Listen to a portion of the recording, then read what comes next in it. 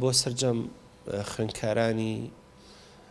هەرێمی کوردستان و خوێندکارانی سنووری بەڕێوەبەرەتی گشتی پەروەردەی سلێمانیە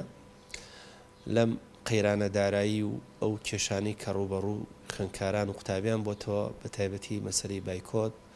و هەروەها دیاردەی وانەی تایبەت بە خۆشحاڵیەوە دیارەک لە بەڕێوەبەرەتی گشتی پەروەردەی سلێمانی بە هەوڵ و کۆششی کۆمەڵێک فەرمانبەری دڵسۆز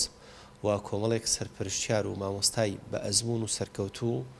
بڕیارماندا بە کردنەوەی خوێندنگەی ئەلەکترۆنی کە ئەم بە سیستم و تەکنۆلۆژیای نوێ کە ئەم خوێندنگەیە وەکوایە هەموو خوێندکارێک مامۆستاکە لە ماڵەوە وانەی تایبەتی پێ بڵێتەوە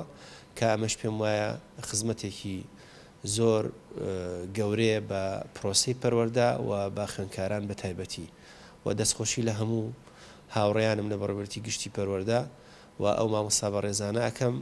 کە هەستان بە تۆمارکردنی وانەکان و ئامادە باشییان هەبوو بەبێ بەرامبەر کە ئەمە ئەرکێکی مێژووی خۆیان بوو جێبەجێیان کرد بۆ خزمەتی سەرکردەی دواڕۆژی میلەتەکەمان کە خۆیان لە خوێندکاران و قوتابیانی وەزارەتی پەروەردە ئەبینێتەوە و دەستخۆشیتان لێکەم و پیرۆزباییشان لێکم.